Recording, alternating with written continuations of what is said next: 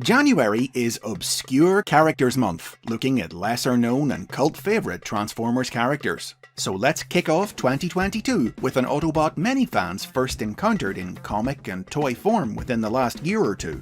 The hard-driving Autobot bodyguard, Road Rage.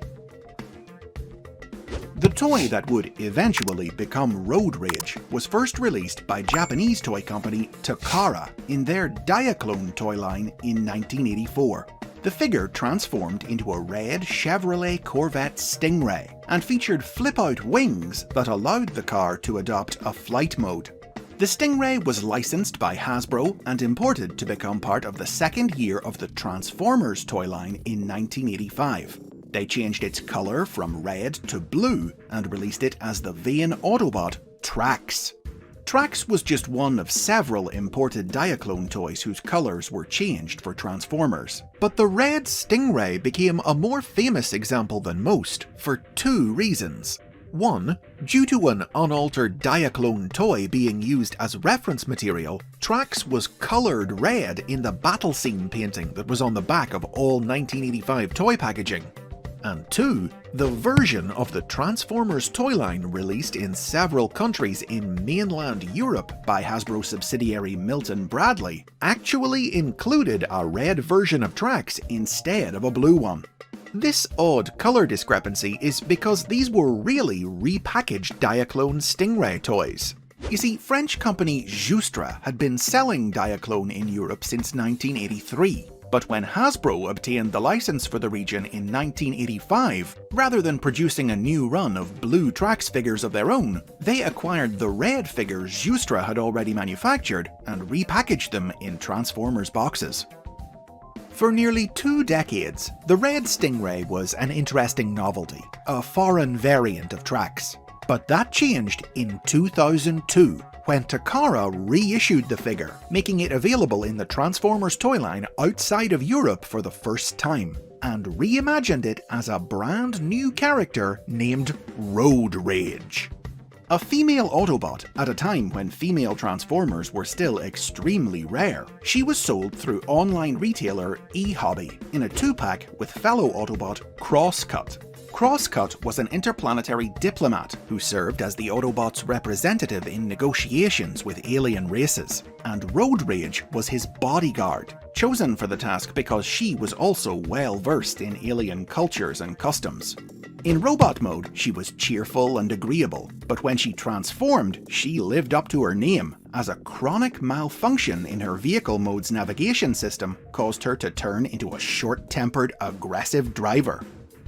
Now, it would be nearly 10 years before Road Rage would actually feature in any Transformers media, but she finally showed up for a brief appearance in the Transformers Collectors Club comic in 2011, flirting with Autobot Lothario Sideburn in a bar. The same year, the club also introduced a Transformers animated version of the character, based like the original on the animated incarnation of Trax. Instead of a bodyguard, this Road Rage was a bounty hunter who pursued criminals out of a sense of justice rather than for money. In 2012, Road Rage was featured in a comedic script reading held at official convention BotCon as one of a group of Autobots captured by Beast Wars Megatron. One of the exclusive toys available at the convention was Shattered Glass Trax, a recolor of the 2010 Reveal the Shield Trax figure representing an evil mirror universe version of the classic Autobot. The figure sported the red colours of the original Diaclone toy, meaning that while it wasn't an official Road Rage figure, it could certainly stand in for her.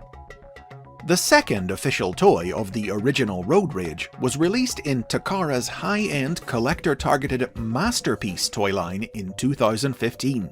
A retool and recolor of the Masterpiece Trax figure, the toy's colour layout drew partial inspiration from the animated Road Rage, as did the new expanded profile that came with it, which fleshed out Road Rage's backstory, establishing that she had fled Cybertron during the war and had worked among aliens as a bounty hunter before meeting Crosscut.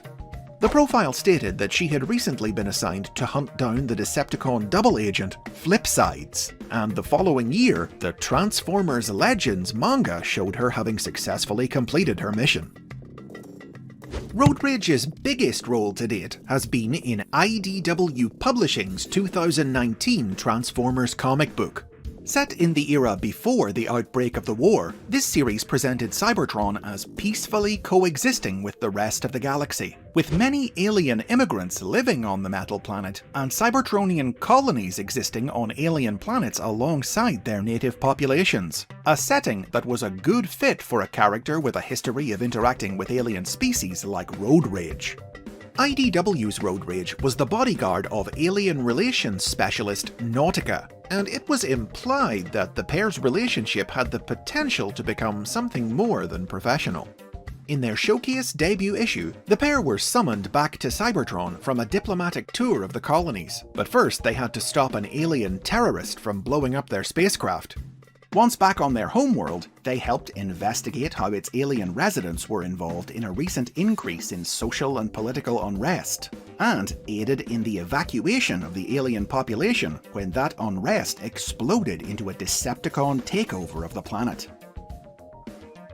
It took nearly 20 years for Road Rage to go from being a Diaclone toy to her own unique Transformers character, and it would be nearly another 20 before Hasbro would finally release their first official toy of her in the Transformers Kingdom line in 2021.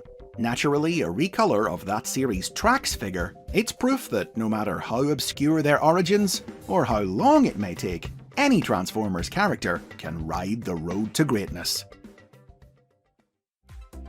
And those are the basics on Road Rage. Tell me in the comments where you first encountered this dangerous driver. If you've enjoyed this look into the lesser known corners of Transformers history, remember to like and subscribe for more, as Obscure Characters Month continues every week in January.